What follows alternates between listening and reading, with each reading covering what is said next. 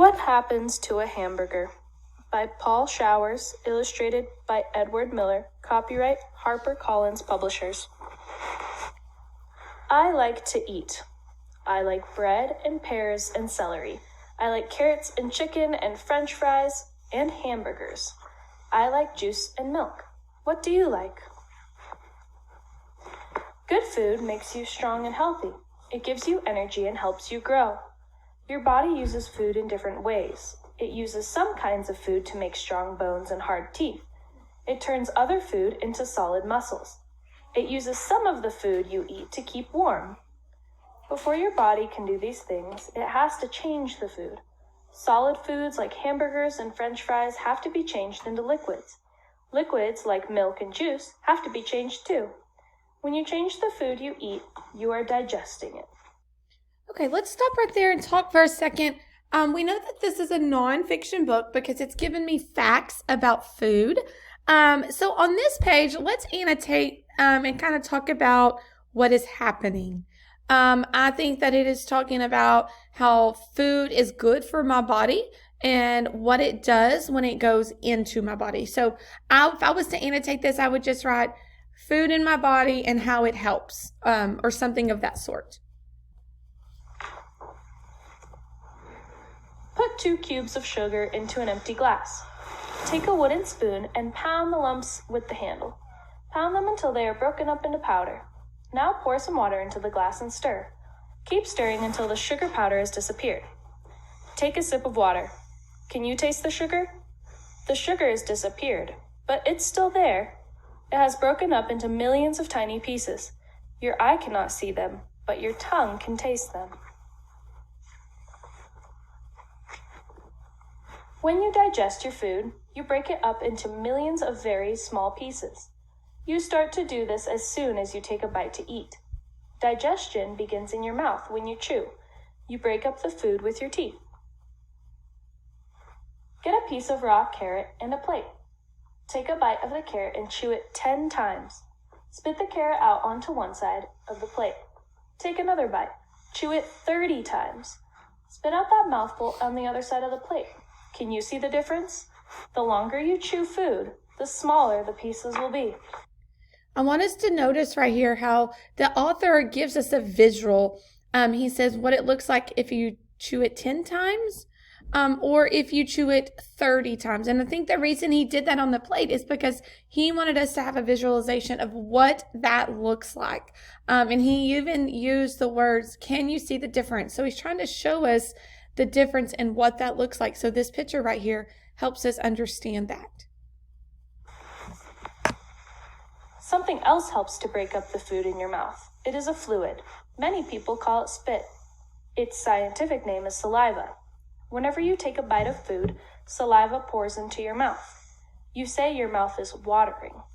Saliva comes from small glands in your cheeks and under your tongue. Sometimes saliva pours into your mouth even before you take a bite. The smell of food will start it.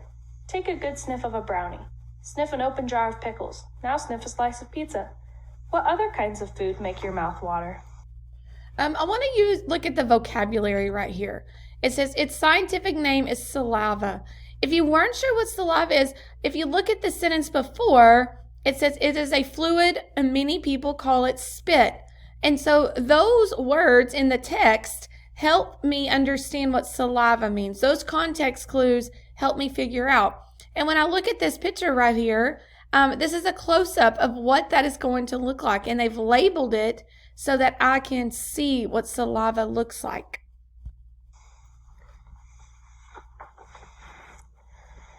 After you've chewed your food, you swallow it. Your epiglottis closes. That is a door that keeps food from going down your trachea, your windpipe, and into your lungs.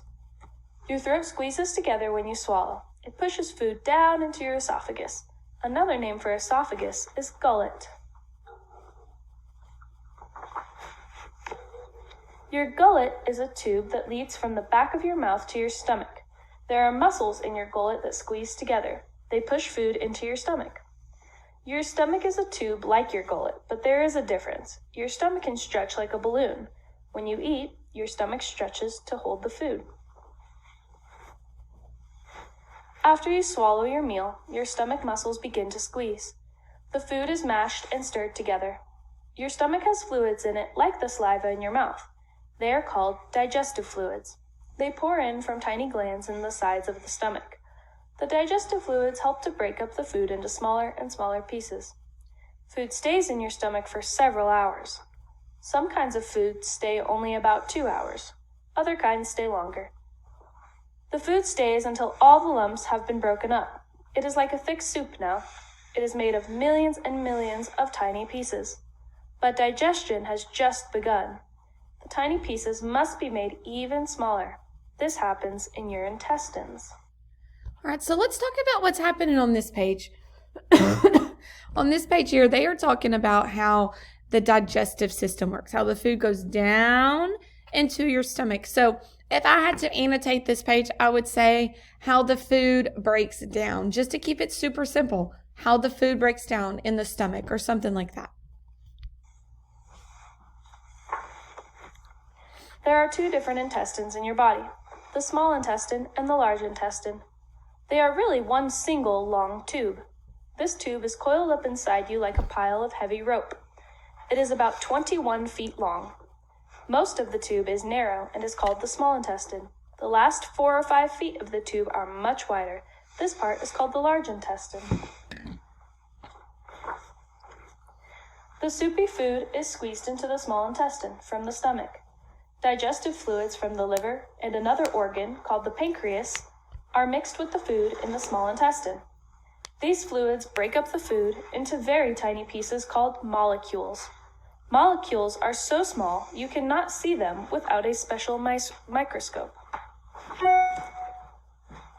The food molecules pass into tiny blood vessels and lymph vessels in the walls of the small intestine. They move into your blood, then your blood carries them to every part of your body. The part of the food that is not digested in the small intestine is squeezed into the large intestine. From here, water molecules pass into the bloodstream. Your body cannot use all the food you eat. The food it cannot use is stored in the large intestine to get rid of the unused food when you go to the toilet. In the morning, you may eat scrambled eggs or cereal. You may drink orange juice or milk. In a few hours, your body has digested the food. Then your blood begins to carry the tiny food molecules to your muscles to make them stronger, to your bones and teeth to make them harder, to every part of your body to give you energy and help you grow.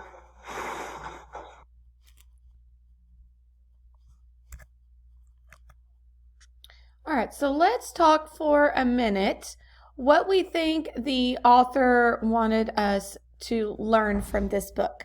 I think the author's message was the big idea was for us to understand how food is digested and where it goes in our bodies.